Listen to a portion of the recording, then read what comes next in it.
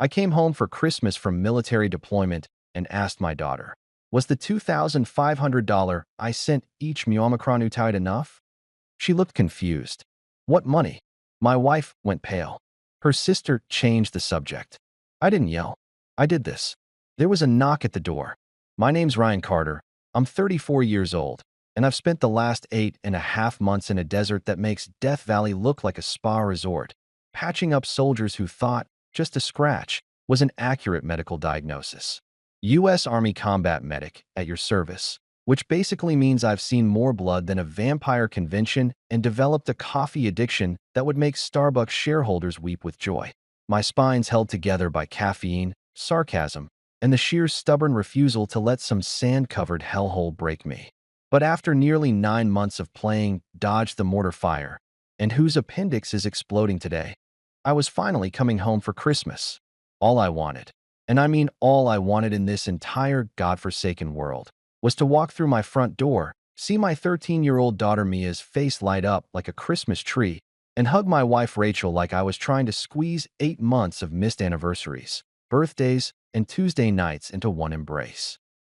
I'd been sending $2,500 home every single month like clockwork, making sure they had everything they needed while I was overseas playing combat surgeon in conditions that would make a MASH unit look luxurious. Bills, groceries, Mia's school supplies, maybe a nice dinner out once in a while. Whatever they needed to stay comfortable while Dad was off serving his country and questioning his life choices every time someone's intestines made an unexpected appearance. The flight home was torture. Not the good kind of torture like waiting for your birthday cake, but the special kind reserved for middle seats on military transport planes where you're crammed between a guy who hasn't discovered deodorant and another guy who thinks snoring is an Olympic sport. 15 hours of my life I'll never get back. But hey, at least nobody was shooting at me. Small victories, right? I spent most of the flight imagining the reunion. Maybe some slow motion running, emotional music swelling in the background, Mia jumping into my arms like in those manipulative homecoming videos that make you cry into your morning cereal. Hell, maybe even our dog Max would wag his tail so hard he'd achieve liftoff. Reality, as it turns out, had other plans. Reality always does, doesn't it? It's like reality sits around thinking, you know what would be hilarious? Crushing this guy's expectations like a beer can at a frat party. I walked through that front door around 3 in the afternoon on December 23rd, duffel bag slung over my shoulder, wearing my uniform because I hadn't had time to change and honestly, I thought it might score me some extra emotional points. The house smelled weird. Not bad weird, just different. Like someone had tried to make lasagna, gave up halfway through, and decided to cover the evidence with those fancy candles that cost more than my combat boots. The living room was exactly as I remembered it, except for the part where it was completely different. New furniture. Like, really nice furniture, the kind you see in magazines where beautiful people drink wine and pretend their lives are perfect. The old couch where Mia and I used to build blanket forts? Gone. Replaced by some sleek leather monstrosity that probably cost more than my monthly salary. The awkward silence hit me before anyone said a word.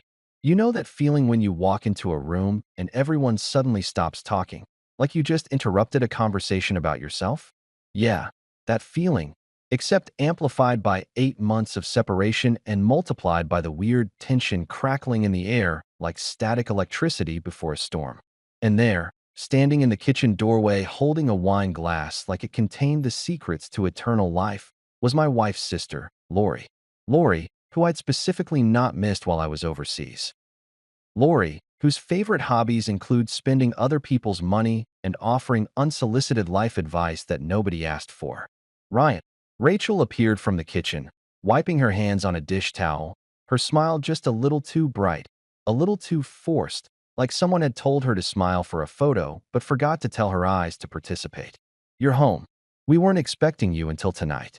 Before I could respond with something witty about military transport schedules being suggestions rather than facts, I heard the sound that made every second of that miserable deployment worth it. Footsteps thundering down the stairs at a speed that violated several laws of physics. Mia crashed into me with the force of a small torpedo, her arms wrapping around my waist because apparently she'd grown while I was gone. Kids do that, turns out. They just keep growing like it's their job or something. Dad, her voice was muffled against my chest, and I hugged her back hard enough to make up for 8.5 months of missed hugs. She smelled like that coconut shampoo she'd always loved, and something else. French fries? Oh my God, Dad, you smell like airplane and sand. It's so gross. There it was. That trademark Carter sarcasm, passed down through generations like a genetic disorder. I laughed, a real laugh, not the fake ones I'd been producing for the past 8 months, and ruffled her hair. Yeah, well, you smell like a teenager. Fair trade. She pulled back, grinning up at me, and I could see it. She looked older. Not just taller, though she definitely shot up at least 3 inches, but older in her eyes. Something had changed, and I felt that little prickle of parental concern that lives permanently in the back of every dad's brain. You got so tall. What they been feeding you, Miracle Grow? Dad jokes already? You just got home. But she was still grinning, still holding onto my arm like she was afraid I'd disappear if she let go. I didn't blame her. I kind of felt the same way. We moved into the living room. This weird little procession where everyone seemed to be performing Happy Family Reunion, but nobody had bothered to rehearse their lines. Rachel kept touching her hair, Lori kept drinking her wine like it was water, and she'd just crossed the Sahara, and Mia stuck to my side like Velcro. I sat down on the new fancy couch, which, by the way, was about as comfortable as sitting on a leather-wrapped park bench, and decided to ask the question that had been nagging at me since I'd started sending money home. Hey, sweetheart, I said to Mia, keeping my voice casual, just making conversation. Was the $2,500 I sent every month enough? Did you guys have everything you needed? The room went so quiet you could hear a pin drop. Actually, you could probably hear a pin thinking about dropping. Mia's face scrunched up in that confused way kids do when you ask them a question in a language they don't speak. What money? 2 words. Just 2 simple words. But they hit me like a flashbang grenade in a closed room, disorienting and loud, and making everything suddenly very, very clear in the worst possible way. I watched my wife freeze mid-motion, her hand suspended in the air holding that dish towel like she'd suddenly forgotten how arms work. Lori discovered an absolutely fascinating new hobby of swirling wine in her glass and studying it like it contained the meaning of life. And me? I smiled. Not a fake smile, not a nervous smile, not even an angry smile. That dangerous kind of smile that people get right before everything goes sideways. The kind of smile that says, I'm not mad. I'm just recalculating my entire approach to this situation. The kind of smile that would have made my drill sergeant proud because it contained exactly 0 emotion and 100% controlled fury. What money? Mia repeated, looking between me and Rachel. Dad, what are you talking about? Oh, this was going to be interesting. This was going to be very, very interesting. Welcome home, Carter. Merry Christmas. Hope you like your gift-wrapped betrayal with a side of financial fraud. That night, dinner felt like a military operation gone wrong. Everyone had their assigned positions, everyone was following the script, but somehow the enemy had infiltrated our ranks, and nobody wanted to admit it. I sat at the head of the table like a soldier on recon duty, every sense heightened, watching everything while pretending to watch nothing. It's a skill you pick up in combat zones. The art of looking relaxed while cataloging every detail, every nervous twitch, every bead of sweat that shouldn't be there. Rachel had gone all out with the meal, like she was auditioning for the Food Network instead of serving dinner to her husband, who'd just discovered his bank account had been hemorrhaging money into the void. Ham, mashed potatoes, green beans that actually looked edible, rolls that were still warm, the whole Norman Rockwell painting. Except Norman Rockwell never painted a family sitting on lies thick enough to insulate a house in Alaska. Rachel kept serving food with this manic energy, like if she just kept moving, kept smiling, kept offering more gravy, then maybe nobody would notice the elephant in the room. Except the elephant wasn't just in the room. It was sitting at the table wearing a name tag that said, "Hi, I'm Financial Fraud." Lori, bless her wine-soaked heart, couldn't shut up. She was babbling about some absolutely amazing spa weekend she'd just had, complete with hot stone massages, seaweed wraps, and some treatment that involved putting gold on her face because apparently regular face cream is for peasants. Ryan, you wouldn't believe how rejuvenating it was, she gushed, waving her fork around like a conductor's baton. They had these incredible aromatherapy sessions, and the masseuse was from Sweden or Switzerland or one of those countries that's good at relaxation. Sounds expensive, I said, keeping my voice neutral, spooning mashed potatoes onto my plate with the precision of someone defusing a bomb. Must have cost a pretty penny. Oh, well, Lori laughed, that high-pitched laugh that wealthy people use when they're talking about money they didn't earn. Sometimes you just have to treat yourself. Self-care isn't selfish, right, Rachel?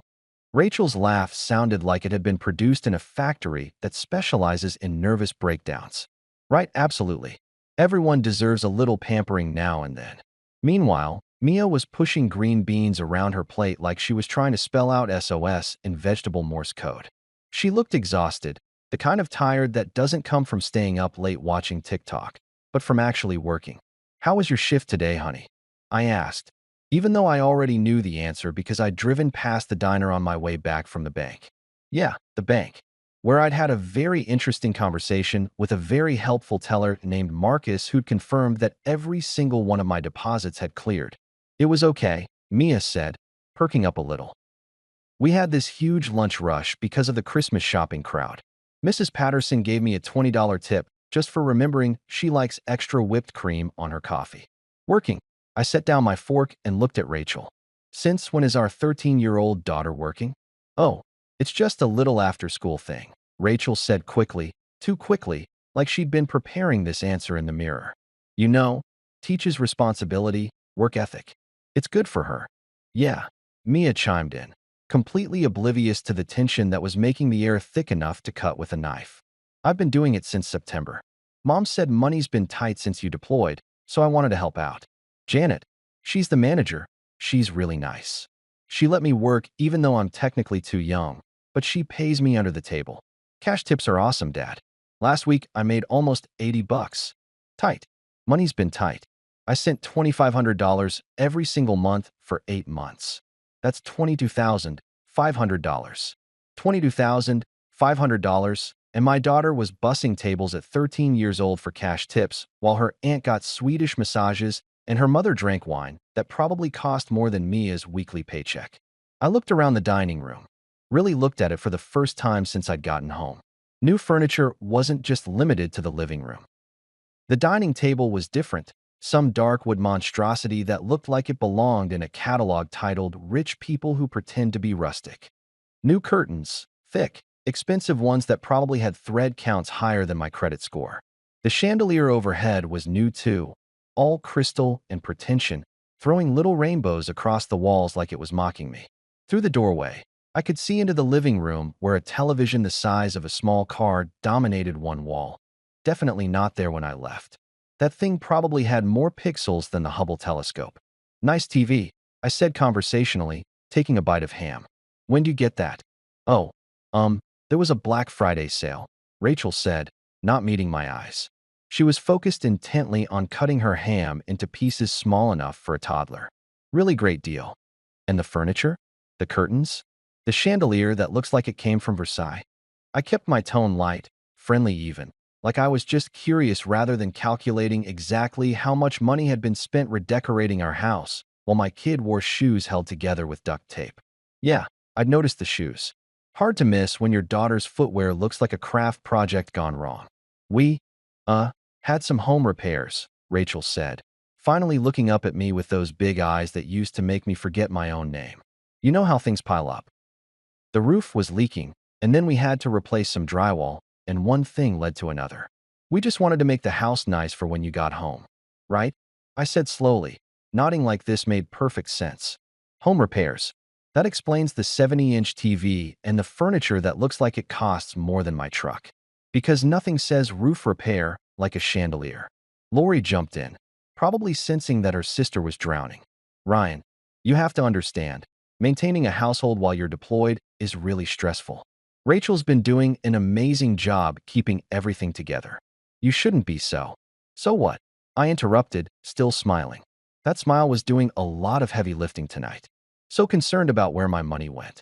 So curious about why my daughter's working minimum wage jobs while y'all are living like you won the lottery. So interested in basic financial accountability." The silence that fell over the table was the kind that makes you hear things you don't normally notice. The hum of the refrigerator, the tick of a clock somewhere in the house, Lori's breathing getting faster like she was about to hyperventilate into her wine glass. Even Mia had stopped pushing her green beans around and was looking between all of us like she'd suddenly realized she was watching a reality show unfold in real time. Dad, Mia's voice was small, uncertain. Is everything okay? Everything's fine, sweetheart, I said, and that was the first lie I'd told since I got home. Everything was decidedly not fine. Everything was about as far from fine as you could get without actually being on fire. Just catching up with Mom about finances. Boring adult stuff. Rachel laughed again, that horrible manufactured sound. Yes, so boring. Ryan, you must be exhausted from your flight. Why don't we talk about this later? Yeah, I agreed, taking another bite of ham. Later sounds good. Maybe after I finish looking through the bank statements. And the credit card bills. And those receipts I saw in your drawer when I was looking for a pen earlier. If the room had been quiet before, it was now experiencing the kind of silence usually reserved for libraries during final exams and funerals. Rachel's face went through several shades of white, finally settling on ghost who just saw another ghost. Lori discovered that her wine glass was empty and suddenly needed to investigate the wine bottle in the kitchen with urgent intensity. I wasn't going to yell. Oh no, yelling was for amateurs, for people who lost control, for guys who came home from deployment and threw furniture and scared their kids. I'd seen enough of that kind of thing to know it never solved anything except making everyone miserable and traumatized. No, I was going to do this my way, calm, methodical, surgical. I was a combat medic, after all. I knew exactly how to cut deep while keeping my hands steady and my voice level. Pass the rolls, would you, honey? I asked Mia, who handed them over while staring at me like I'd grown a second head. Thanks. These are really good. Rachel, you always did make great rolls. And we finished dinner in silence, while I smiled my dangerous smile and mentally prepared for the reconnaissance mission I was about to conduct once everyone went to bed. Because if there's one thing the Army taught me, it's that you can't plan a counterattack without proper intelligence. And I was about to gather so much intelligence that the CIA would be jealous. After everyone went to bed, Rachel retreating to our bedroom with a headache she definitely wasn't faking, Lori crashing in the guest room after finishing off another bottle of wine, and Mia finally trudging upstairs after giving me a hug that lasted just a little too long. I did what every good soldier does when they suspect they've been stabbed in the back. I gathered intel. The house was quiet except for the settling sounds old houses make. Those creaks and groans that used to be comforting but now sounded like accusations. I started with my phone, pulling up the banking app while sitting on that uncomfortable leather couch that probably cost more than a decent used car. The blue light from the screen illuminated my face in the dark living room, making me feel like some kind of discount detective in a noir film, except instead of investigating a murder, I was investigating the murder of my bank account. My fingers moved across the screen with the kind of precision that comes from 8 months of late-night checks to make sure the money was getting through, that my family was taken care of, that I was doing my duty as a husband and father even from 6,000 miles away. There they were, all 9 payments, lined up like soldiers at morning formation. September 15th, $2,500, transferred. October 15th, $2,500, transferred. November 15th, December 15th, January 15th. Every single month, clockwork precision, the money leaving my account and landing in our joint account like I'd programmed it to do before I deployed. $22,500 in total. I took screenshots of everything, my thumb moving mechanically across the screen, documenting the evidence like I was photographing a crime scene. Which, let's be honest, I basically was. The joint account history was even more interesting. I scrolled through months of transactions, watching my deployment money get carved up like a Thanksgiving turkey. For $1,000 to Serenity Spa and Wellness Center in October. That must have been Lori's Swedish massage extravaganza. You could pay for a semester of community college. You could feed a family for months. But sure, let's spend it on a TV so big you need to turn your head to see the whole screen. The date on the receipt was November 28th, Black Friday, just like Rachel said. Except the great deal she'd mentioned was still more expensive than my entire entertainment budget for a year. I moved to the dining room, running my hand over the new table. Solid wood, heavy as hell, probably made from trees that died of old age in some fancy forest. Under the table runner, new, by the way, probably Egyptian cotton or some nonsense. I found another receipt that had slipped between the table and the wall. Prestige Furniture Gallery, $4,200 for a rustic elegance dining collection. Rustic elegance. That's what we were calling overpriced wood now. The kitchen was next. New appliances I hadn't noticed during dinner because I'd been too focused on the verbal surgery I was performing. The coffee maker alone cost $600. It had more buttons than the cockpit of a helicopter. The knife set mounted on the wall looked like it belonged in a professional kitchen, and the price tag someone had forgotten to remove confirmed it. $850. For knives. To cut food. Food that would be eaten and turned into waste within 24 hours. But the real treasure trove was in our bedroom. I waited until I could hear Rachel's breathing settle into the deep rhythm of sleep. She always slept like the dead after wine, another thing I'd noticed since coming home. Her purse was on the dresser, and I went through it with the systematic efficiency of a customs agent who knows exactly what they're looking for. Credit card statements, folded and stuffed in the inner pocket like evidence she'd meant to destroy but never got around to. I unfolded them carefully, quietly, reading by the light of my phone. Nordstrom, $3,000 across multiple transactions. Sephora, $1,200. Some boutique called Chic and Unique, $2,000. The spa charges Lori had mentioned earlier, multiple visits, not just one, all charged to our joint credit card. Hair salon, for $100 per visit, and she'd gone 6 times. Nails, facials, something called a signature hydration treatment that cost $300 and sounded like something you'd do to a car, not a human face. Then I found the vacation brochure, tucked in her nightstand drawer under some magazines. Bora Bora, crystal clear water, overwater bungalows, the whole tropical paradise package. The brochure was well-worn, pages dog-eared, certain resorts circled in pen. On the back, in Rachel's handwriting, January trip? Maybe 2 weeks. 2 weeks in Bora Bora. I did some quick mental math based on the prices listed, probably $8,000 to $10,000, maybe more with flights and meals. She was planning a vacation that cost more than some people's annual salary while Mia was buying her own school supplies. I sat on the edge of the bed, careful not to wake Rachel, holding that brochure like it was a grenade with the pin pulled. The moonlight coming through the window, new curtains there too, I noticed, cast shadows across the room, and I could see my reflection in the dresser mirror. I looked tired. I looked angry. I looked like a man who'd just discovered that the family he'd been fighting for didn't actually need him. They just needed his bank account. But the thing that broke something inside me, the thing that made my hands shake just slightly as I held it, was what I found in Mia's room. I checked on her first, making sure she was asleep, watching her chest rise and fall in the peaceful way only kids can sleep when they don't know their world is built on lies. Then I looked around her room with fresh eyes, really seeing it for the first time. The walls needed painting, same faded purple they'd been since she was 8. Her desk was the same one we'd bought at a garage sale 5 years ago, one leg shorter than the others, propped up with old books. The curtains had a tear in them that someone, Mia, probably, had tried to sew shut with thread that didn't quite match. Her backpack, thrown in the corner, was patched with duct tape in 3 places. But it was the shoes that killed me. Her sneakers sat by her bed, the ones she wore every day, and they were a disaster. The soles were separating from the uppers, held on by what looked like an entire roll of duct tape applied with more hope than skill. The laces were mismatched, one white, one gray, because one had broken and been replaced with whatever was available. There were holes in the canvas where her toes had worn through, and someone had colored over them with a Sharpie to make them less obvious. I picked them up, these pathetic excuses for shoes, and sat on the floor of my daughter's room holding them like they were made of glass. My daughter, my baby girl, was walking around in shoes that looked like they'd been through a war while her mother drove a leased luxury car and her aunt got hot stone massages. I sat there trying not to curse, trying not to scream, trying not to wake up the whole house with the rage that was building in my chest like a pressure cooker about to explode.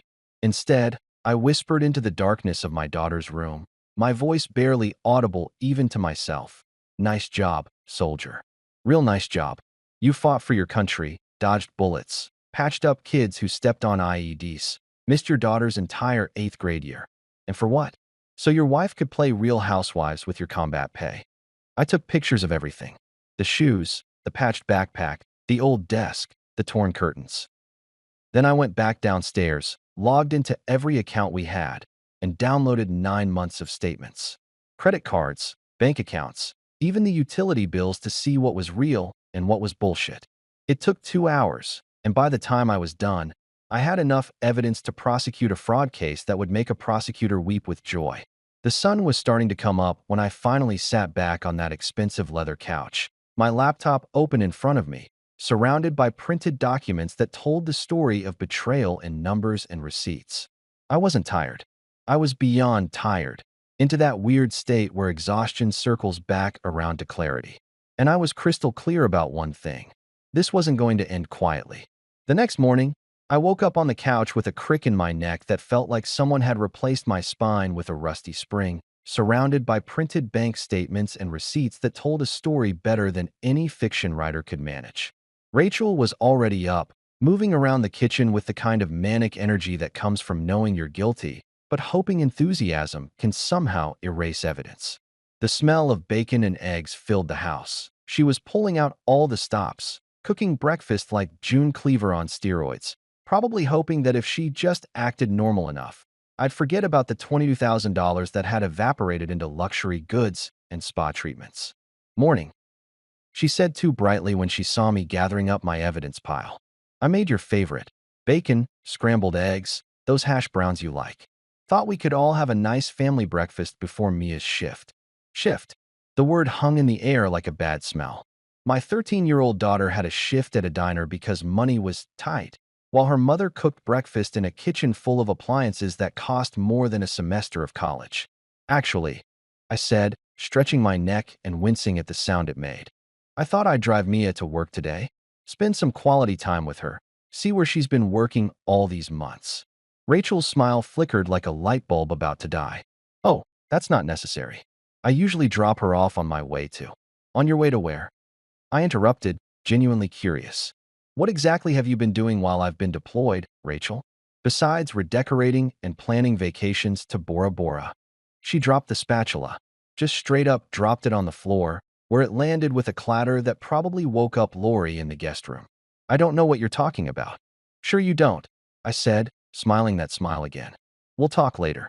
Right now, I'm taking my daughter to work." Mia came downstairs 20 minutes later, wearing jeans that were too short. She'd grown out of them, but was still wearing them because apparently buying new clothes wasn't in the budget. And those tragic duct-taped shoes that made me want to punch a wall. She grabbed a piece of bacon, kissed Rachel on the cheek with the kind of automatic affection kids give their parents, and bounded out to my truck like this was just another normal day. Like her dad hadn't just discovered that her childhood was being funded by grease-stained tips instead of his deployment pay. The diner was called Rosie's, one of those classic American establishments that looked like it had been serving coffee and disappointment since the 1950s. Red vinyl booths, a counter with spinning stools, a jukebox in the corner that probably hadn't worked since Reagan was president. It was 7:30 in the morning, and the place was already packed with the Sunday breakfast crowd. Families after church, elderly couples reading newspapers, construction workers fueling up before their shifts. Mia waved at everyone like she was running for mayor. "Hey, Mr. Patterson. Mrs. Chun, your usual table's open. Tommy, your mom said you're supposed to order oatmeal, not pancakes." She moved through that diner with confidence, tying on her apron, which had her name embroidered on it, meaning she'd been here long enough for them to make it permanent, and grabbing order pads like she'd been doing this for years instead of months. I sat at the counter, ordered coffee that came in a mug big enough to be a weapon, and watched my daughter work. She was good at it too. Remembering orders without writing them down, chatting with customers like they were old friends, balancing plates up her arm like a circus performer. She looked happy, which somehow made it worse. My kid had found purpose and pride in minimum wage work because her mother had decided that Swedish massages were more important than providing for her daughter. The manager came out from the kitchen, a woman in her 50s with gray hair pulled back in a bun and the kind of face that had seen everything and wasn't impressed by any of it. Her name tag said Janet, and she moved with the efficient grace of someone who'd been running a diner since before I was born. She poured herself a coffee, leaned against the counter next to me, and watched Mia deliver a stack of pancakes to a table of teenagers. "You must be Ryan," she said without looking at me. "Mia talks about you all the time. Shows everyone pictures." My dad's a hero, she says. He's overseas saving lives. The coffee suddenly tasted like ash in my mouth. How long has she been working here, Janet? Started in September, right after school started. Came in asking if we needed help. Said her mom was struggling with bills and she wanted to contribute. Broke my heart, honestly. 13-year-old kid shouldn't have to worry about bills. Janet finally looked at me, and her eyes were sharp, assessing. I've been some rules hiring her. She's technically too young. But I figured better she works somewhere safe where I can keep an eye on her than somewhere that might take advantage. Plus, she's a damn good worker. Better than some adults I've hired. Did she ever mention money I was sending home? I asked, gripping my coffee mug hard enough that my knuckles went white. $2,500 a month. Janet's eyebrows shot up so fast they nearly left her face. 2,500? Every month. She set down her coffee cup with a sharp clink. Mr. Carter, that child has been buying her own shoes, her own school supplies, bringing her own lunch because she said the cafeteria was too expensive. Last month she came in crying because she needed a winter coat and couldn't afford one, so I gave her my daughter's old one. $2,500. Her voice had gotten louder, sharp enough that a few customers glanced over. Where the hell has that money been going? That, I said quietly, is an excellent question. Mind if I ask you a few more things about Mia's time here? We talked for 20 minutes while I nursed my coffee and watched my daughter work. Janet told me everything. How Mia had missed school the day after Thanksgiving because she'd picked up a double shift to save money for Christmas presents. How she'd come in with a fever in October but refused to go home because she needed the money for new sneakers. How she'd been putting away $10 from every shift into a jar she kept in her locker, saving up for something she wouldn't tell anyone about. How she'd been Employee of the Month twice, which was unheard of for someone so young, because she worked harder than people 3 times her age. She's a good kid, Janet said, and there was genuine affection in her voice. Too good. No 13-year-old should be that worried about money. I thought you guys were genuinely struggling. Thought maybe you'd been injured or weren't getting paid properly or something. $2,500 a month. Jesus Christ, that's more than I clear some months. A customer called for Janet, and she excused herself, but not before giving me a look that said she'd put together exactly what was happening and didn't approve one bit. I sat there at that counter, watching Mia laugh with a table of elderly women who were probably tipping her in quarters and telling her she reminded them of their granddaughters, and something cold and hard settled in my chest. When Mia's break came, 10 minutes that she spent scribbling homework at a corner booth while scarfing down free fries, I slid into the seat across from her. She looked up, surprised, a French fry hanging out of her mouth like a cigarette. Dad, you're still here? Yeah, kiddo, I'm still here. I reached across the table and took her hand, those small fingers that were getting calluses from carrying heavy plates. Why didn't you tell me you were working? When we talked on the phone, when I asked how things were, why didn't you say anything? She shrugged, that universal teenager gesture that means everything and nothing. I didn't want you to worry. You were already dealing with, like, war and stuff. Mom said you had enough on your plate without stressing about things at home. And honestly, Dad, I like working here. Janet's awesome, the customers are mostly nice, and I'm saving up for this really cool guitar I saw at the music store. Plus, it's kind of cool having my own money, you know? Makes me feel grown up. What about the money I was sending home?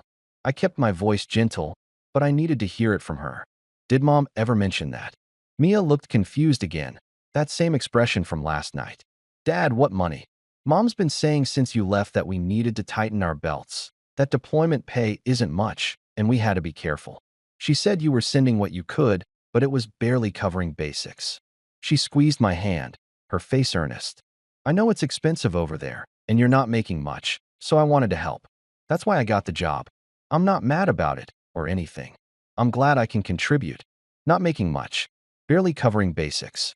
I'd been sending enough money to comfortably support a family of 3, and my wife had convinced our daughter that we were practically broke.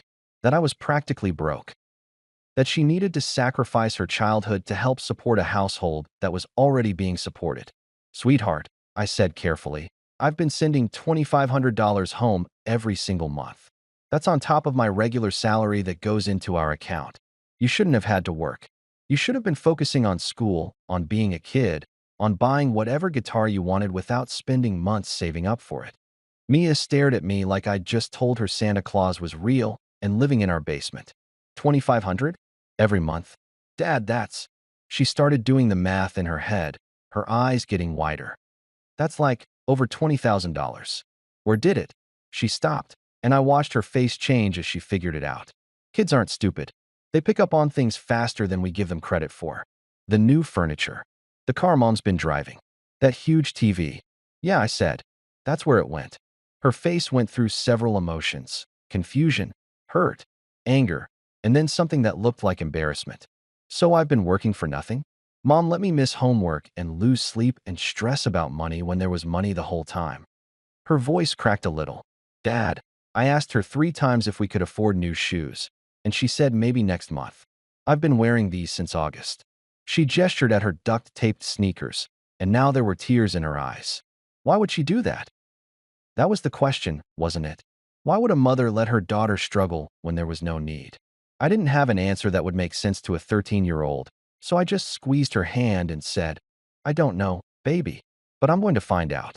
We hit Target first because I'm not made of money. Ironic statement considering I'd just discovered 22 grand had vanished into the consumer goods black hole, and Mia needed basics before we got fancy. 3 pairs of actual sneakers that didn't require duct tape or prayer to stay intact. Jeans that fit her current height instead of the height she was 6 months ago. A proper winter coat that wasn't a hand-me-down from Janet's daughter, and enough socks and underwear to last her until she graduated high school. The look on her face when I told her to grab whatever she needed without checking price tags. That was worth every penny of my deployment pay that had actually gone where it was supposed to go. Dad, this coat is $60. She whispered, holding up a North Face jacket like it was made of gold. That's like 2 shifts at the diner. Mia, I make more than $60 getting shot at by people who don't appreciate my medical expertise. Get the coat. Get 2 coats. Get a coat for every day of the week if you want. I tossed a pack of thermal shirts into the cart. From now on, you're not comparing prices to shift wages because you're not working shifts anymore. You're 13. Your job is school, homework, and being a kid.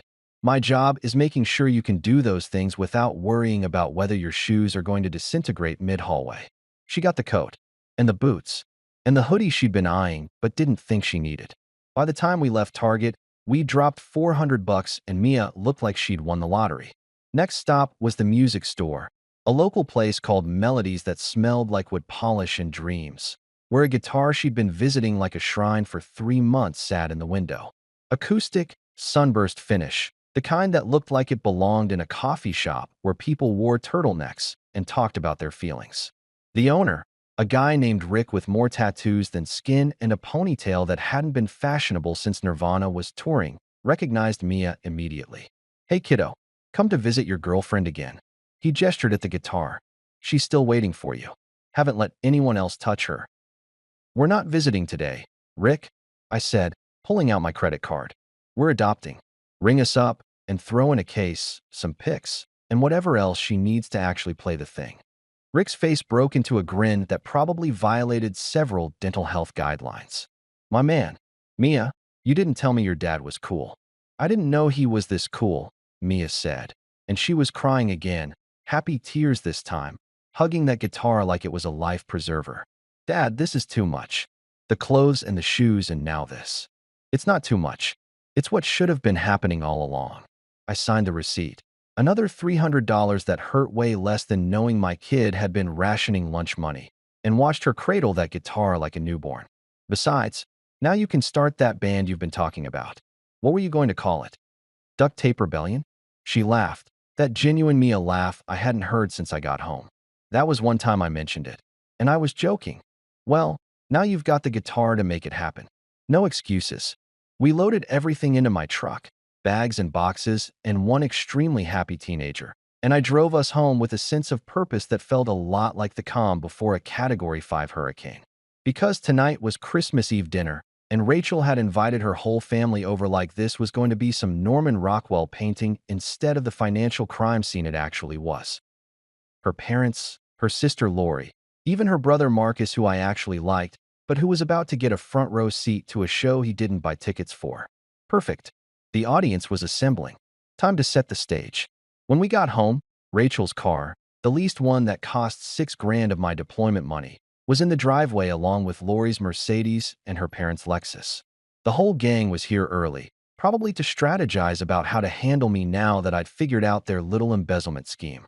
I helped Mia carry her bags upstairs, watching her lay out her new clothes on her bed like they were museum pieces, and then I went to my office, the spare bedroom that Rachel had wanted to turn into a yoga studio, but I'd claimed before deployment, and got to work. I printed everything. Every bank statement, every receipt I'd photographed, every credit card bill, every single piece of evidence that told the story of how my family's support money had turned into a shopping spree. The printer hummed like it was judging everyone involved, spitting out page after page of financial documentation that would make a forensic accountant weep with joy. I organized it chronologically, highlighted the important bits in yellow, a color I chose specifically because it looks like a warning sign, and put it all in a neat folder labeled Family Financial Review, December 2024 to 2025. Downstairs, I could hear the family gathering. Laughter, wine bottles opening, the sound of Rachel's mother complaining about traffic like anyone cared. I waited. Patience is a virtue, and I'd spent 8 months in a combat zone learning to wait for exactly the right moment to act. This wasn't about revenge. Okay, maybe it was a little about revenge, but mostly it was about making sure this never happened again. About making sure Mia never had to choose between buying lunch and buying notebooks. About making sure my wife and her family understood that lying to a soldier about his kids' welfare was the kind of mistake you only make once. I came downstairs around 6, right when Rachel was pulling a ham out of the oven that probably cost more than Mia's monthly diner earnings. Everyone was in the dining room, that overpriced rustic elegance monstrosity, looking like a Ralph Lauren ad for families who vacation in the Hamptons. Rachel's dad, Tom, was wearing a sweater that screamed, "I have a boat." Her mom, Patricia, was dripping in jewelry that probably cost more than my truck. Marcus was on his phone, probably texting his wife to save him from family drama. And Lori was already on her second glass of wine because apparently staying sober through dinner was for quitters. "Ryan," Tom boomed, standing up to shake my hand with the kind of enthusiasm that rich people use when they're pretending to relate to the working class. "Good to have you home, son. Rachel's been telling us all about your deployment. Sounds rough." "Yeah, rough," I agreed, shaking his hand and smiling. That smile, the one that should have warned them all to run. "But I'm home now, and we've got a lot to catch up on. Family stuff, financial stuff, the kind of stuff that makes for interesting dinner conversation." Rachel went pale. Lori suddenly found her wine glass fascinating. Patricia dabbed at her lipstick nervously. Marcus, bless him, was still on his phone and had no idea he was about to witness a bloodbath. "Well, let's eat first," Rachel said quickly. Too quickly, serving ham with hands that shook just enough to notice. Everyone must be starving. "Mom, you want sweet potatoes?" "Dad, green beans."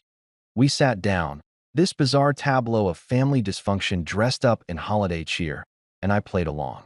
I complimented the ham, praised the mashed potatoes, made small talk about the weather and traffic, and all the meaningless garbage people discuss when they're avoiding the elephant in the room.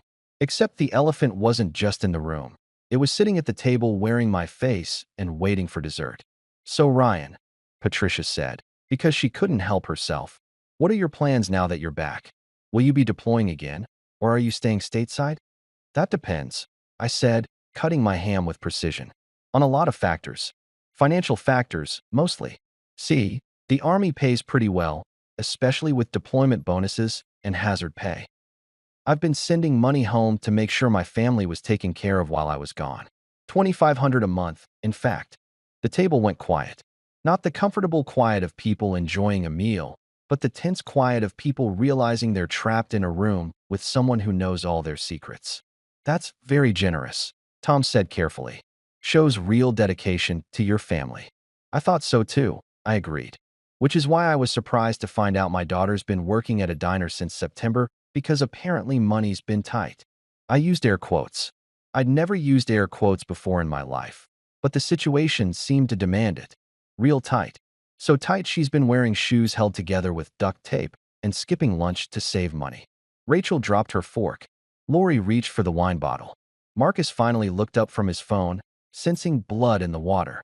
"Now, I'm not a financial expert, I continued, my voice conversational, friendly even, but I did some math. $2,500 a month for 9 months. Well, 8.5 if we're being precise. Comes out to about $22,500. That's a lot of money. Should have been more than enough to, I don't know, buy a 13-year-old some shoes that don't require emergency room-level triage. Ryan, Rachel started, but I held up my hand. I'm not done. See, I spent last night doing reconnaissance. That's military speak for investigating. And I found some interesting things. Receipts, mostly. Credit card statements. Lease agreements. I smiled at Lori. Spa memberships. Vacation brochures. A car that costs more per month than some people's rent. It's fascinating, really, how $22,000 can just evaporate when you're not paying attention. I stood up, excused myself, and went to grab my folder from the office. When I came back, everyone was frozen like I'd hit pause on a movie. I placed the folder next to my plate, nice and neat, like it was just another dinner accessory. What's that? Patricia asked, though her voice suggested she knew exactly what it was. Tonight's entertainment, I said cheerfully. We're going to play a fun game I invented called Where Did Daddy's Money Go? Spoiler alert. I opened the folder and pulled out the first receipt, placing it on the table like a card dealer in Vegas. It didn't go to his daughter. By the time dessert was supposed to hit the table, some elaborate cheesecake situation that Rachel had probably spent half a day making to prove she was still a good wife. Everyone was so tense you could have used the atmosphere to power a small electrical grid. I stood there at the head of the table, folder in hand, feeling like a prosecuting attorney about to deliver the closing argument that would send everyone to white-collar prison. Except this wasn't a courtroom. This was my dining room, and the jury was my wife's family who were all starting to realize they'd been accessories to fraud. I raised my glass of wine, the expensive stuff Lori had brought, probably bought with my money, and cleared my throat. I'd like to make another toast, I announced, and the look Rachel gave me could have frozen the sun.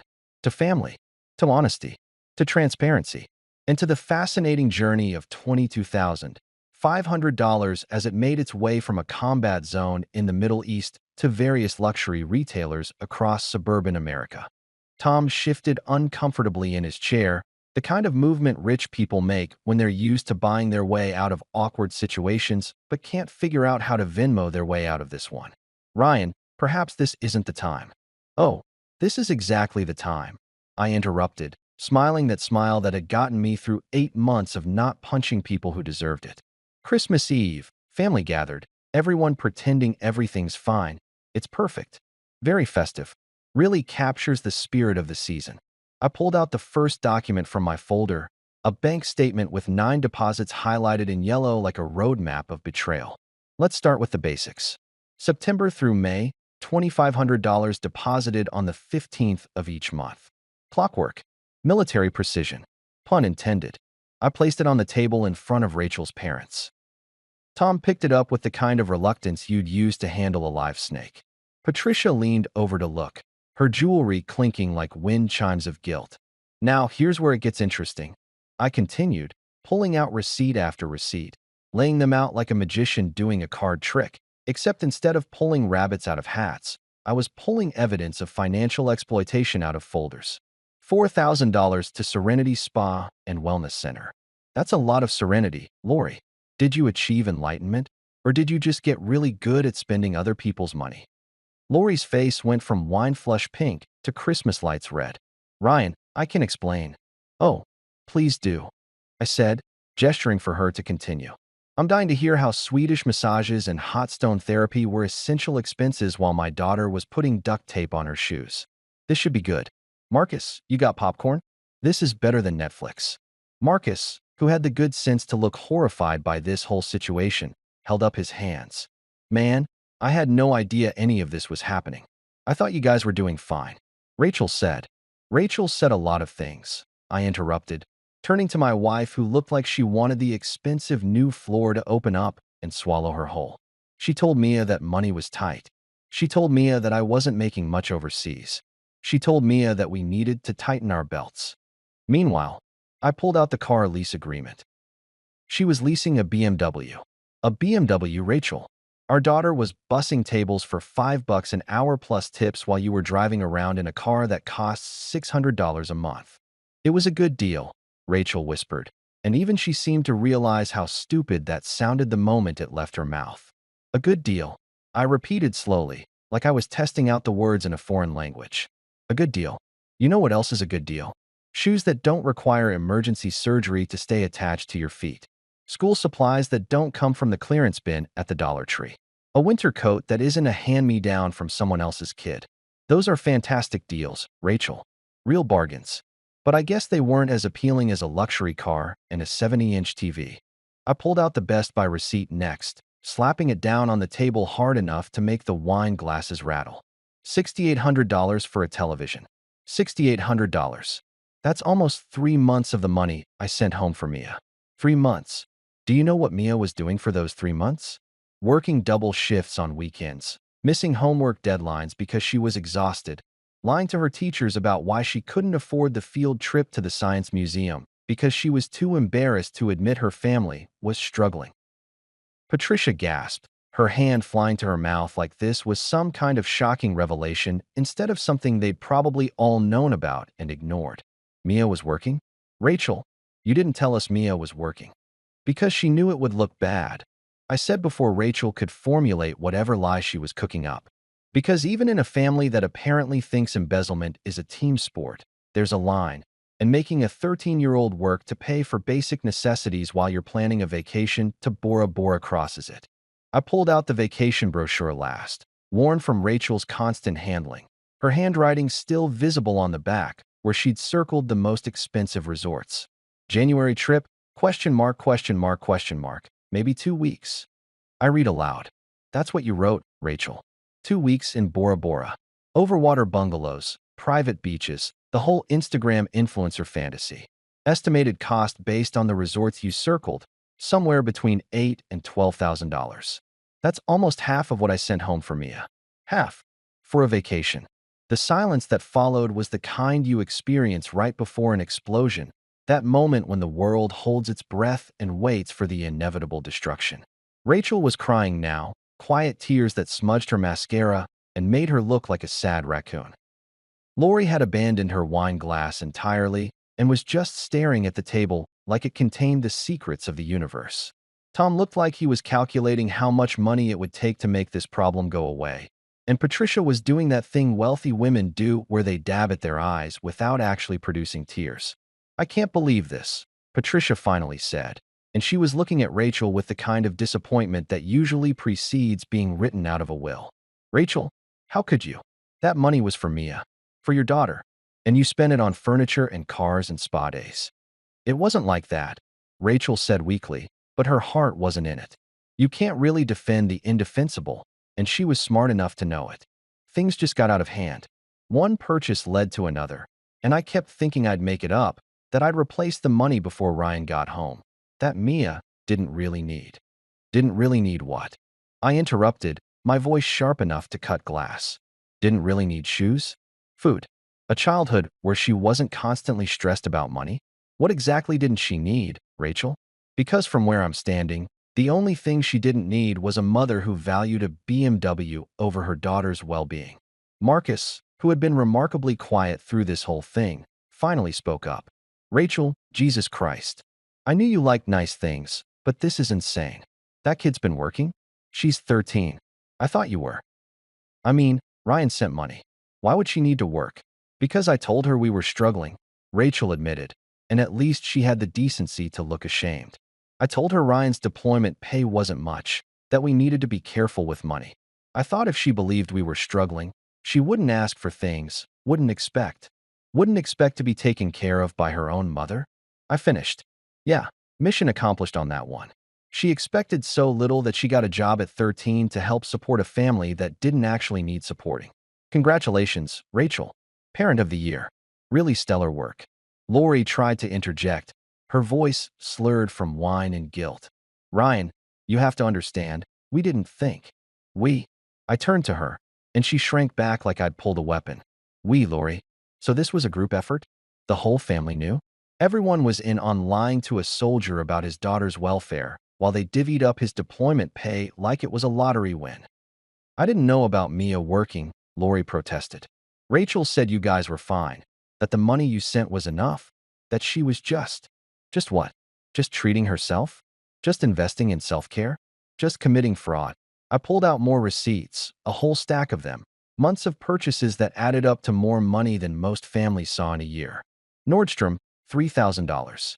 Sephora, $1,200. Some boutique called Chic and Unique, $2,000. Hair salon, for $100 per visit, 6 visits. That's $2,400 on hair. Lori, my daughter was eating free day-old fries at a diner while you were getting highlights that cost more than her monthly wages. Tom stood up suddenly, his chair scraping against the floor with a sound like a scream. That's enough. Ryan, we understand you're upset, but this family meeting you're having, it's not appropriate. We should discuss this privately, calmly, like adults. Privately. I laughed, and it wasn't a nice sound. Tom, your daughter spent my money for 8 months. Your other daughter helped spend it. You've been eating dinners at this table, sitting on this furniture, watching this TV, all paid for with money that was supposed to keep my kid fed and clothed. You don't get to tell me what's appropriate. You lost that privilege around the same time Rachel decided a spa membership was more important than our daughter's shoes. We'll pay you back, Patricia said suddenly, desperately. Every penny. We'll sell things we'll. Oh, you'll definitely pay me back, I agreed. But we're not done yet. See, the thing about being in the military is you learn about protocol, about following procedures, about documentation. I pulled out one more document from my folder, this one official looking with a government seal at the top. This is interesting. It's from the Judge Advocate General's office, JAG, for those of you not familiar with military legal divisions. Turns out, when you misuse a deployed service member's pay that's designated for dependent care, Uncle Sam gets curious. Real curious. Rachel's face went from pale to transparent. You reported us to the military? I requested an inquiry. I corrected. Just asking questions, seeing what my options are. Turns out, financial exploitation of a service member's family support payments is taken pretty seriously. There are regulations, laws even. Who knew? Right then, like I'd scripted it, which I absolutely had, there was a knock at the door. Perfect timing. I'd always had good timing.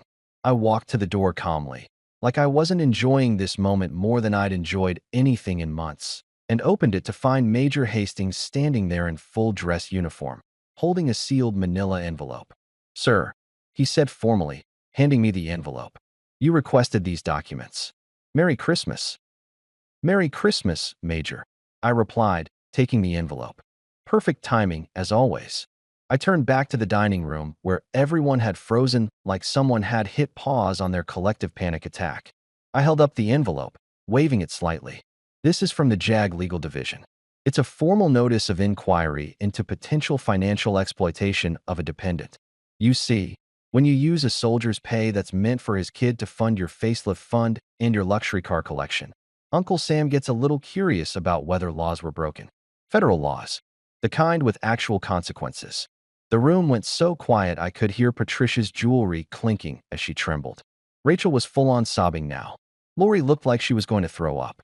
Tom had sat back down and was gripping the table like it was the only thing keeping him anchored to reality. Now, relax, I said, and my voice was almost kind. Almost. I'm not pressing charges. Yet. Consider this envelope a Christmas gift, the gift of reflection, of consequences, of understanding that actions have repercussions. Merry Christmas, everyone. Hope you enjoyed your ham. Right then, as if on cue, because I'd absolutely orchestrated this moment down to the minute, someone knocked at the door. The sound cut through the tension like a church bell at a funeral, and everyone's head whipped toward the entrance like they were watching a tennis match. I set down my folder, smiled that dangerous smile one more time, and walked to the door with the casual confidence of a man who'd just played his trump card and knew the game was over. Major Hastings stood on my porch in full dress uniform, the kind that makes civilians stand up straighter and question their life choices. He was holding a sealed manila envelope with enough official-looking stamps and seals to make a lawyer nervous. We'd served together in Iraq, and he owed me a favor after I'd patched up his leg when an IED turned his convoy route into a demolition derby. I'd called in that favor yesterday. Sir, he said, his voice carrying that military formality that sounds like authority incarnate. You requested these documents. I took the envelope, feeling its weight, mostly paper, partly justice. Perfect timing, Major. Appreciate you coming out on Christmas Eve. Wouldn't miss it, he said, and there was the ghost of a smile on his face. Merry Christmas, Carter. Give him hell. Already on it, I replied, and closed the door. When I turned back to the dining room, it was like walking into a wax museum exhibit titled Financial Fraud Meets Military Justice. Nobody moved. Rachel's face had gone beyond pale into some new color that didn't exist in nature. Lori's wine glass was frozen halfway to her mouth. Tom looked like he was calculating the cost of hiring a legal team. Patricia was clutching her pearls, literally clutching them, like they were prayer beads. Marcus had his phone out, probably Googling military fraud penalties under the table. I walked back to my seat, set the envelope down next to my evidence folder, and let the silence stretch like taffy. The longer I waited, the more they squirmed. It was beautiful in a petty, vindictive sort of way. So, I said finally, tapping the envelope. This is from the Judge Advocate General's office. JAG, for those of you who skipped the military alphabet soup portion of dinner. It's a formal notice of inquiry into financial exploitation of a dependent. Turns out, and this surprised me too, when you use a deployed soldier's family support payments to buy luxury cars and spa packages while his kid is rationing lunch money, the United States military gets interested. Real interested. Ryan, please, Rachel started, but I held up my hand. Let me finish. See, there are actual regulations about this. The Service Members Civil Relief Act, for starters. Financial exploitation of military families is a federal offense under certain circumstances. There's also potential state-level fraud charges, misuse of funds, possibly even child neglect, depending on how creative the prosecutor wants to get. I was making some of this up, stretching the truth like Lori stretched my bank account, but they didn't know that. The military takes care of its own, Rachel. And right now, they're very curious about why my deployment pay ended up funding a lifestyle instead of protecting my daughter. Lori finally found her voice, though it came out like a squeak. But we didn't know it was illegal. We just thought. You just thought what? That lying to a 13-year-old about her family's finances while spending her father's combat pay was totally cool? That there wouldn't be consequences? I opened the envelope slowly, deliberately, pulling out the papers inside. They were mostly blank forms, information requests, nothing actually incriminating, but they looked official enough to scare people who'd never dealt with military bureaucracy. These are preliminary investigation documents. They want bank statements, receipts, testimony from witnesses. That'd be people like Janet from the diner, Mia's teachers who noticed she couldn't afford field trips, maybe even Mia herself. Rachel was sobbing now, the kind of crying that comes with snot and hiccups and complete loss of dignity. Please don't do this. Don't drag Mia into this. She doesn't need to know. She already knows, I interrupted.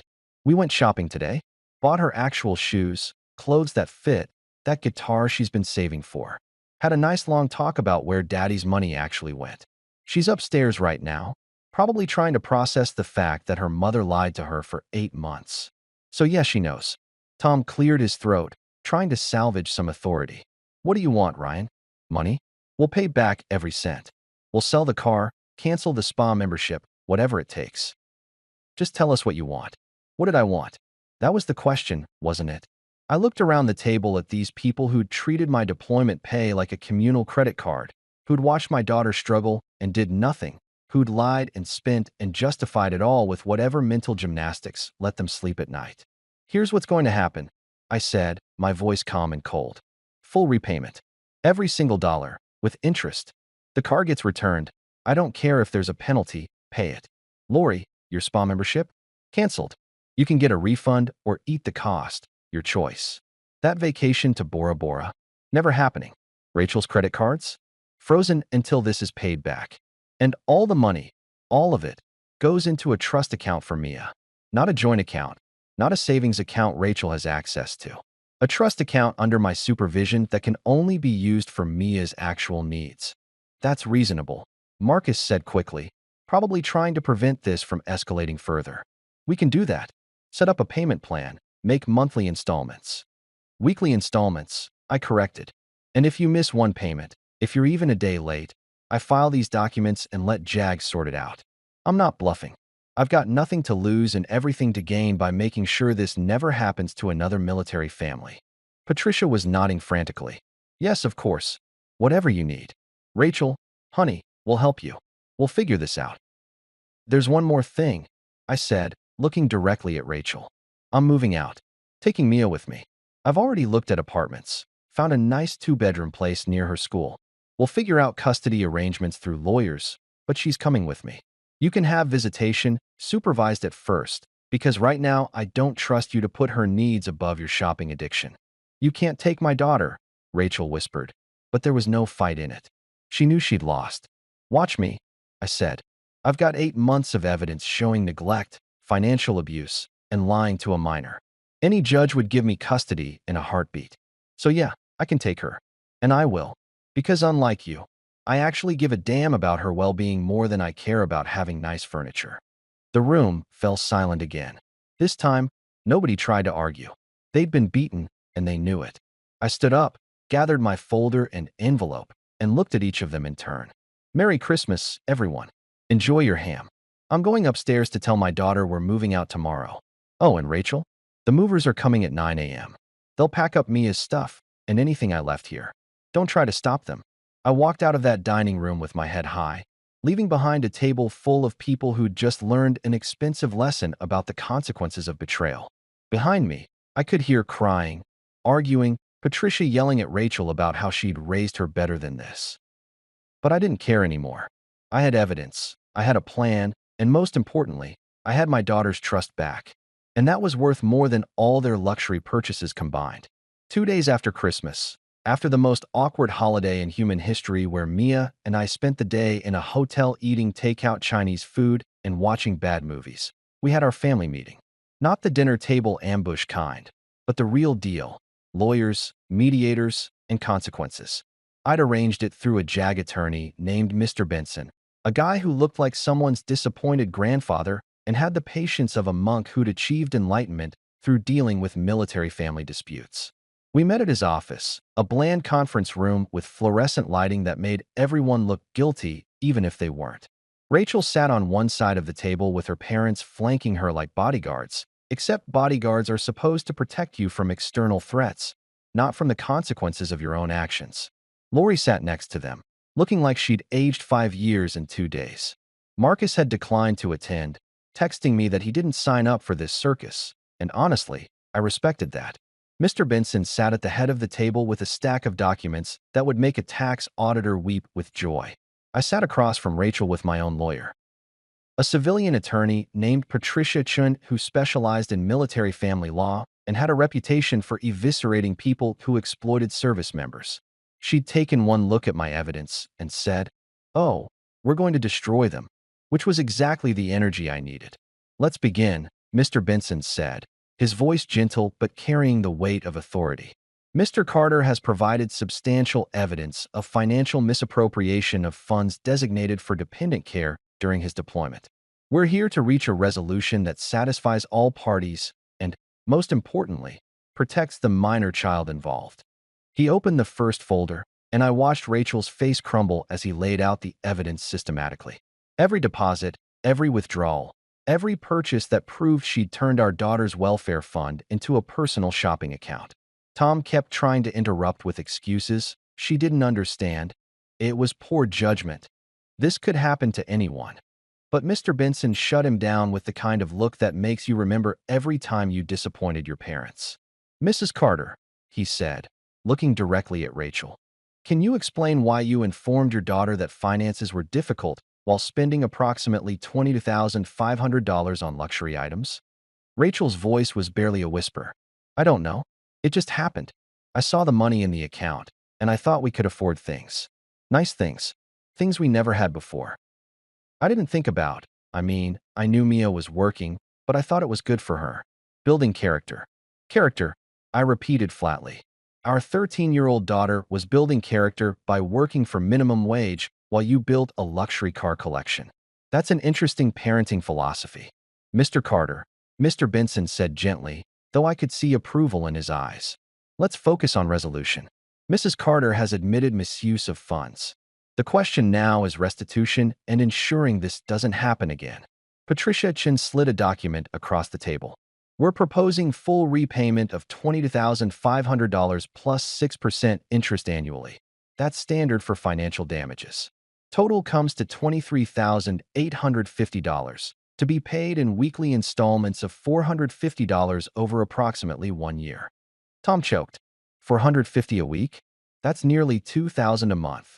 That's less than Mr. Carter was sending while being shot at overseas. Patricia replied coolly. I think you can manage it. Alternatively, we can pursue this through military and civilian courts, where penalties and legal fees would substantially exceed this amount. The room fell silent. Checkmate. Fine, Tom finally said. We'll pay it. Where does the money go?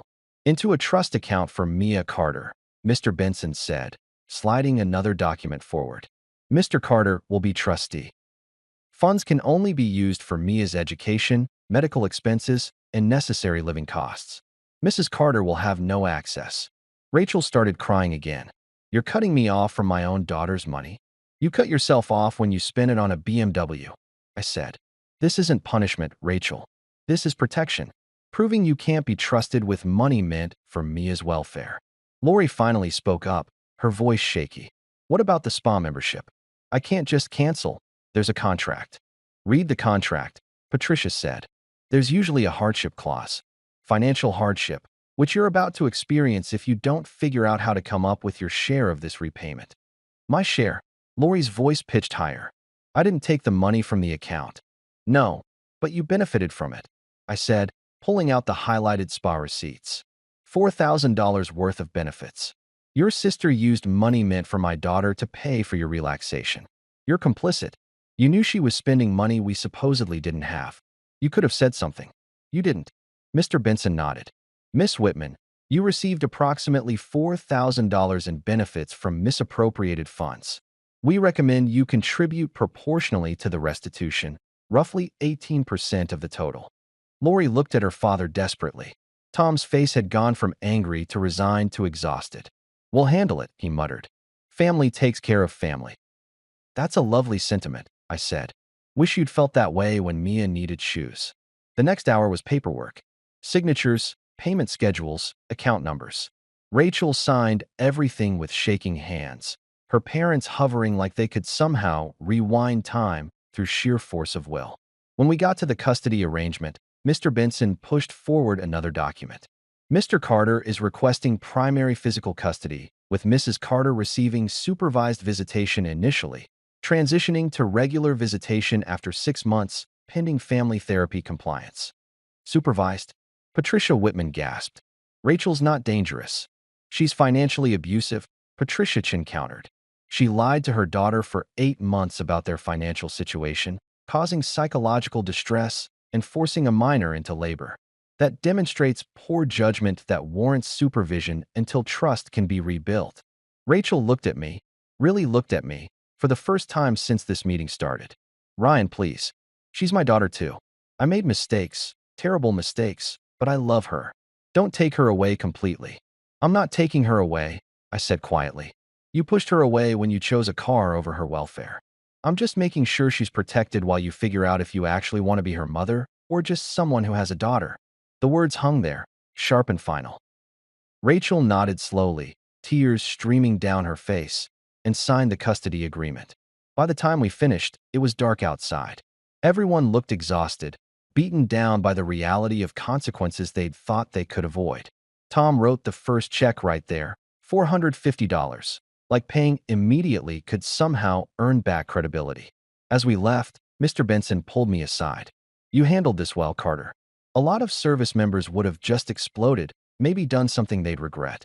You kept it legal, kept it clean. Your daughter's lucky to have you. I'm lucky to have her, I replied. She's the only reason I didn't actually file those JAG papers. He smiled. Between you and me, those papers wouldn't have gone anywhere. Financial exploitation cases are hard to prove when it's a joint account. But they didn't need to know that. I smiled back. No, they didn't. Walking out to my truck, I felt lighter than I had in months. The money would come back, Mia was safe, and Rachel would think twice before lying to anyone about finances again. Justice wasn't always loud. Sometimes it was just systematic, thorough, and absolutely devastating to people who thought they could get away with betrayal. I moved out that week with the kind of military efficiency that comes from years of packing up your life into duffel bags and relocating to places where people actively try to kill you. No drama, no slammed doors, no theatrical speeches about betrayal and broken trust. I'd already had my moment at the Christmas dinner table, and honestly, once was enough. I found a two-bedroom apartment in a complex that looked like every other apartment complex in suburban America. Beige exterior, a pool nobody used in winter, a gym with exactly 3 working machines, and neighbors who minded their own business. Perfect. Mia helped me unpack, which mostly meant she claimed the bigger bedroom. Dad, you're never here anyway. You're always working. And spent 3 hours decorating it with fairy lights and posters of bands I'd never heard of. She set up her new guitar on a stand by the window like it was a religious shrine, and every night before bed, she'd practice the same 3 chords until they sounded less like a cat being strangled and more like actual music. The sound drove me insane in the best possible way. It was the sound of a kid being a kid, not a kid working double shifts to afford shoes. Dad, does this sound right? She'd call from her room, strumming something that was probably supposed to be a G chord, but sounded more like a cry for help. Sounds perfect, kiddo. I'd lie, because what mattered wasn't whether she was good at guitar, yet, but that she had the space and time to be terrible at it without worrying about whether we could afford strings. The apartment became our sanctuary. We developed routines that felt nothing like the old house with Rachel. Saturday mornings were pancake mornings, and I learned that Mia liked hers with chocolate chips and whipped cream, which was basically dessert masquerading as breakfast, but I was in no position to lecture anyone about nutrition after 8 months of eating MREs that tasted like cardboard flavored with regret.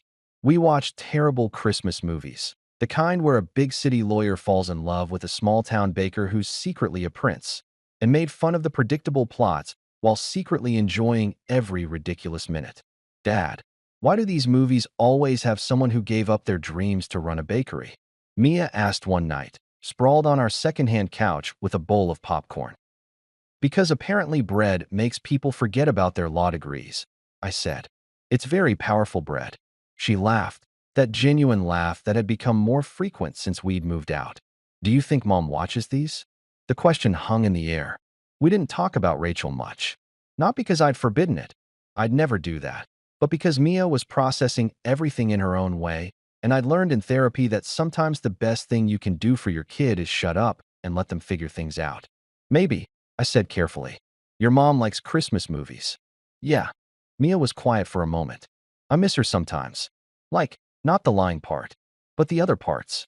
When she'd make those really good pancakes on Sundays. Before everything got weird. That's okay, I told her. You're allowed to miss the good parts and still be angry about the bad parts. Feelings aren't mutually exclusive. You can hold both at the same time.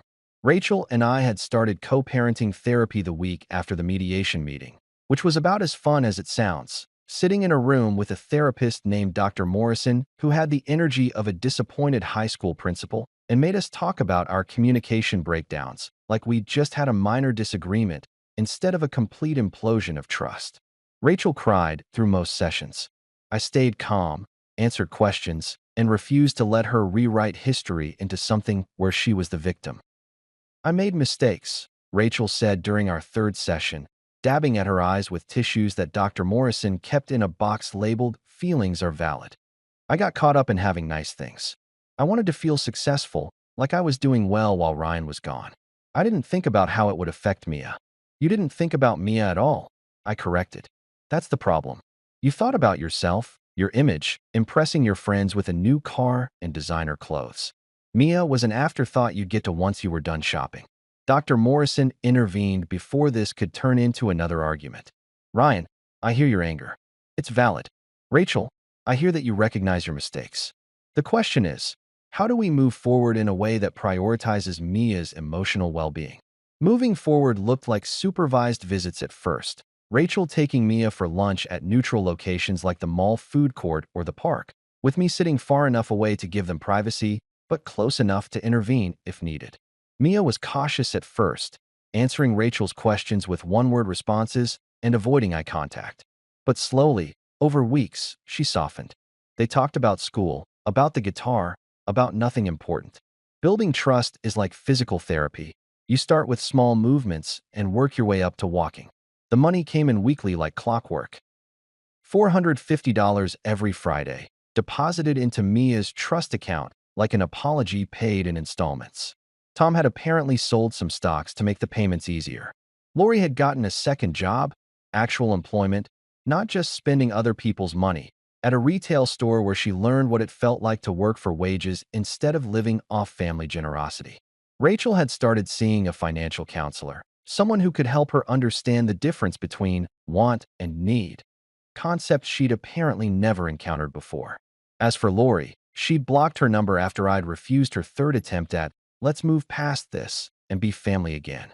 Moving past something requires acknowledging what you're moving past, and Lori seemed to think that time alone could erase the fact that she'd benefited from stealing from a 13-year-old.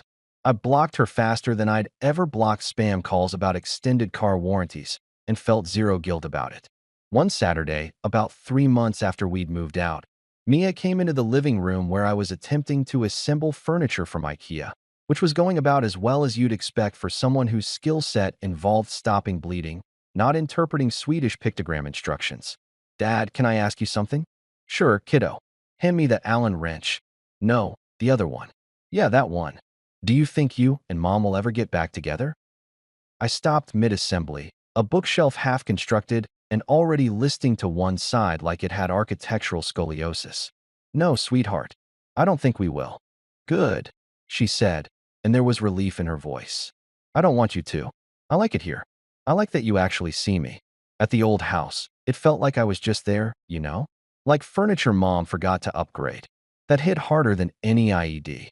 I set down the Allen wrench and pulled her into a hug. "You were never furniture, Mia. You were always the most important thing. I'm sorry I wasn't there to make sure you knew that. You're here now," she said into my shoulder. "That's what matters." And she was right.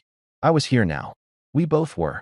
In an apartment with secondhand furniture and a bookshelf that would probably collapse by Tuesday. But we were together, and Mia was smiling again. Real smiles, not the tired ones she'd worn like armor at the diner. Sometimes forgiveness isn't about letting people back into your life. Sometimes it's about closing the door gently, locking it firmly, and building something better on the other side. 6 months later, life had settled into something that felt almost normal. Not the fake normal from before where everything looked fine on the surface while rotting underneath, but actual normal where problems were just regular problems like arguing about homework or whose turn it was to do dishes. Mia had her own savings account now, one she'd opened herself with money from her trust fund, and she was learning the difference between saving for things that mattered and spending on impulse. She'd bought herself a new guitar strap last week, purple with stars, and spent 20 minutes justifying the purchase to me like I was going to interrogate her about it. "Dad, it was on sale, and my old strap was getting worn, and I've been practicing every day, so technically it's an investment in my musical education," she'd said, words tumbling out in that rapid-fire way teenagers talk when they're defensive about something they shouldn't be defensive about. "Mia, it's your money. You earned it by putting up with 8 months of lies and duct-taped shoes. Buy whatever guitar strap makes you happy. Buy 10 guitar straps. Start a guitar strap collection. I literally don't care as long as you're not financing a BMW." She'd laughed, relieved, and that's when I realized we'd turned a corner. She wasn't asking permission anymore. She was learning to make decisions and trust herself. That was worth more than any amount of money her mother had stolen. We'd established actual Saturday traditions beyond pancakes. Every week, we'd go to this farmer's market downtown where Mia would buy weird artisan honey and I'd buy coffee that cost more per pound than my combat boots. Then we'd hit the bookstore, where she'd disappear into the young adult section and emerge with books about teenagers saving the world while dealing with romantic drama, and I'd grab whatever thriller was on the bestseller list. Simple stuff. Normal stuff. The kind of stuff I'd missed while deployed. Rachel kept up with her payments religiously. Every Friday, $450 appeared in Mia's trust account like clockwork. She'd sold the BMW, took a massive financial hit on the lease termination, but that was her problem, and was driving a 10-year-old Honda Civic that looked like it had survived several apocalypses. The furniture had mostly been sold too, replaced with more reasonable pieces from actual furniture stores instead of places that required appointments to shop. She'd gotten a job at an insurance company, Something with actual hours and a paycheck instead of just spending my deployment money like it was a trust fund. Our co-parenting had evolved from supervised visits at food courts to regular visitation every other weekend. Mia would pack a bag Friday afternoon, and Rachel would pick her up from school. They'd spend the weekend together, and Rachel would drop her off Sunday evening. The first few times, Mia had been anxious, texting me updates like she was reporting from a war zone. Mom made dinner. It's only slightly burned. We're watching a movie. She's crying again. She apologized for the 40th time. I told her I forgave her, but I need her to stop apologizing and just be normal. By month 4, the text stopped. Not because anything was wrong, but because things were getting normal. Rachel was learning how to be a mother who prioritized her daughter over her image. Mia was learning how to have a relationship with her mom that wasn't built on lies. It wasn't perfect. Rachel still had moments where she'd suggest expensive activities they should do together before catching herself and suggesting something free instead, but it was progress. The trust fund kept growing. $23,850 would be fully repaid in another 6 months, and after that, it would just sit there accumulating interest until Mia needed it for college or a car or whatever future expenses came up. She'd already started talking about colleges, looking at music programs and engineering schools with the kind of enthusiasm that comes from knowing you can actually afford to dream. Dad, did you know Berklee College of Music has a production and engineering program? She'd asked last week, laptop open to their website. Like, you can learn to produce music and record albums and everything. How cool is that? Very cool. I'd agreed, looking at the tuition costs and doing mental math. The trust fund would help, but we'd need more. Start looking at scholarships too. Your grades are good enough for academic money, and you've got the whole overcame adversity angle for essays. You mean that my mom stole my college fund to buy a BMW angle? That's the one. Admissions officers love a good redemption story. Just maybe frame it more gently. Financial challenges during parental deployment sounds better than my mother is a financial criminal. She'd snorted, but she'd also started a scholarship spreadsheet. My kid was going to be fine. Better than fine. She was going to be successful and happy and financially literate in ways her mother still wasn't. As for me, I'd settled into a rhythm too. Work at the base hospital, therapy on Thursdays. Turned out 8 months in a combat zone leaves you with some processing to do, and weekends with Mia. I'd started dating someone, a nurse from the hospital named Jennifer who'd heard the whole story and hadn't run screaming. You handled it better than most people would, she'd said on our 3rd date. A lot of guys would have just exploded and made everything worse. You kept it together for your kid. That's impressive. I wanted to explode, I'd admitted. But explosions don't solve problems. They just make messes other people have to clean up. When I thought back to that night, Christmas Eve dinner, the moment when Mia asked, "What money?" and my whole world shifted sideways, I realized it hadn't just been about the money. It was about trust, about priorities, about what happens when someone decides their wants matter more than their child's needs. The money was coming back in installments, but trust doesn't work that way. You can't repay trust in weekly deposits. You rebuild it slowly, through actions and choices, and proving over time that you've changed. Rachel was trying. I'd give her that. She showed up on time for pickups, attended Mia's school concerts, remembered important dates.